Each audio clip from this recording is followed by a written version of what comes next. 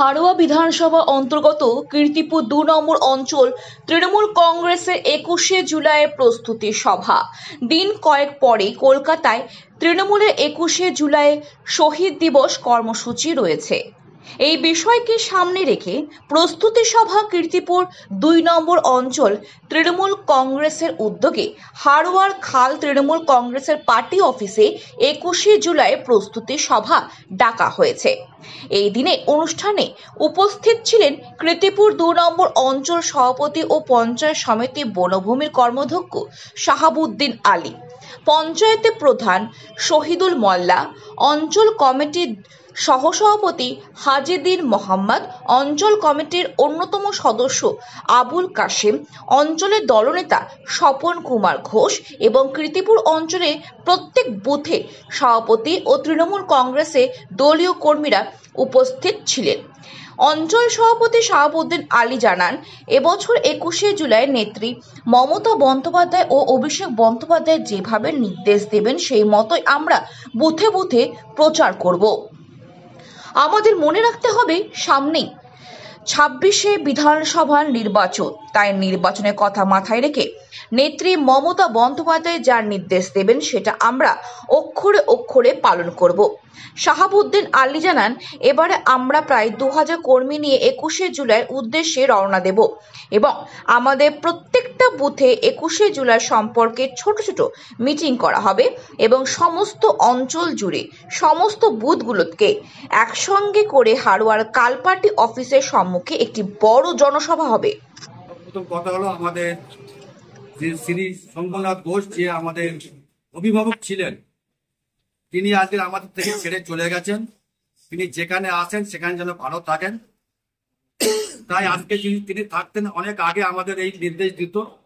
আজকে আমাদের যে এখন আমাদের যে সমাজী অভিভাবক যে ছিলেন বা আছেন, আমাদের পশ্চিমবঙ্গ খাদ্য সরবরাহের মন্ত্রী নতুন ঘোষ মহাশয়, তিনি অলরেডি নির্দেশ দিয়ে দিয়েছেন যে অঞ্চলে অঞ্চলে মিটিং বা দেয়াল লোকাল শুরু করে দাও। তাই আমরা আজকে আমি অঞ্চল কমিটির সঙ্গে আলোচনা করে বুথের সভাপতি আলোচনা করে আজকে ২৬ জুন আমি সবাইকে বুথের সভাপতি থেকে শুরু করে প্রধান থেকে শুরু করে অঞ্চল কমিটি থেকে শুরু করে বুথের মেন কর্মী থেকে শুরু করে সবাইকে নিয়ে আজকে ২১ জুলাই প্রস্তুতি মিটিং আমি করলাম। অঞ্চলে মূলত কটা আমরা বুথে বুথে মিটিং হবে, প্রচার হবে, মাইক প্রচার হবে। যাবা মানে ২১ জুলাই আগে ১৯-২০ দিন মাইক প্রচার হবে, আর একটাই পদসভা হবে, সেটা তৃণমূল কার্যালয়ের সামনে ২ নম্বর অঞ্চলে পদসভা হবে। কতজন কর্মী টার্গেট আছে এবারে? আমাদের ১৬খানা বাস তো বলা আছে, আরো বাস বাড়বে, আর ছোট গাড়ি আছে, সুমো আছে, মারুতি আছে, সব মিলিয়ে বাইকও অনেকে যায়। আমাদের ১.৫ থেকে ২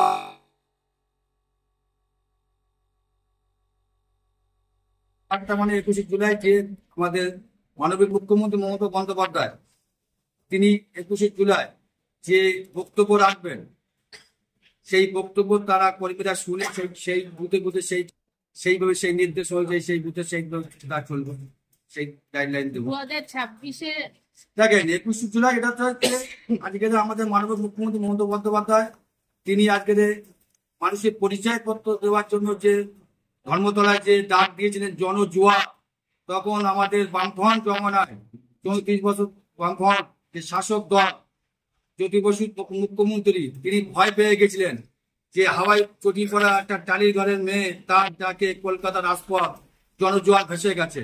তাই তিনি পুলিশকে নির্দেশ দিয়েছিলেন গুলি চালানোর জন্য। তাই তিনি সেই গুলিতে বিধবা দেহ পড়ে গেছিল গুলির আঘাত মুখে লেগে, এবং আমাদের যার মাননীয় মুখ্যমন্ত্রী তারাও টার্গেট ছিল সেদিন মেরে দেওয়ার জন্য।